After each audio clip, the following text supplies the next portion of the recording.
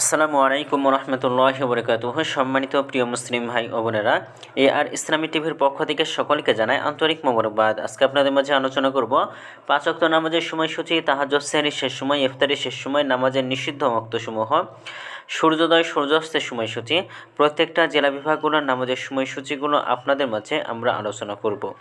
তো আজকে বৃহস্পতিবার 17 এপ্রিল 2025 ইংরেজি, 4 বৈশাখ 1431 বাংলা, 18 শাওয়াল 1446 হিজরি।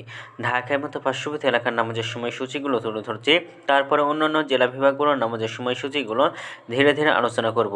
আজকে ঢাকার মতো পার্শ্ববর্তী এলাকার তাহাজ্জুদ এবং সেহরির শেষ সময় হলো 4টা 13 মিনিটে, ইফতারের সময় সন্ধ্যা 6টা 24 মিনিটে। আজকে ফজরের নামাজের রক্ত শুরু হবে 4টা 18 মিনিটে, ফজরের নামাজের রক্ত শেষ হবে 5টা 35 মিনিটে।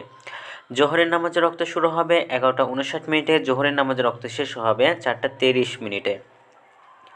আসরের নামাজের রক্ত শুরু হবে 4টা 31 মিনিটে, আসরের নামাজের রক্ত শেষ হবে 6টা 19 মিনিটে। মাগরিবের নামাজের রক্ত শুরু হবে 6টা 21 মিনিটে, মাগরিবের নামাজের রক্ত শেষ হবে 7টা 37 মিনিটে।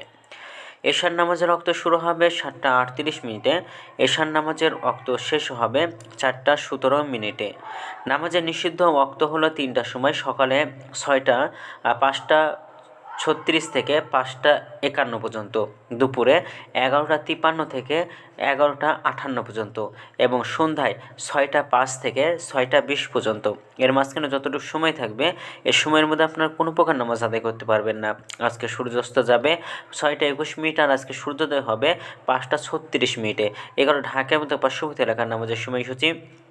এখন আলোচনা করব বিভাগীয় শহরের জন্য উল্লিখিত সময়ের সঙ্গে যেসব বিভাগের সময় আপনি যোগ বিয়োগ করবেন তা হলো এই, অর্থাৎ আপনি বিয়োগ করবেন চট্টগ্রামে 5 মিনিট এবং সিলেটে 6 মিনিট কম করবেন। ঢাকার মতো পার্শ্ববর্তী এলাকায় যে নামাজের সময়সূচিটা রয়েছে সেখানে চট্টগ্রামে 5 মিনিট এবং সিলেটে 6 মিনিট কম করবেন।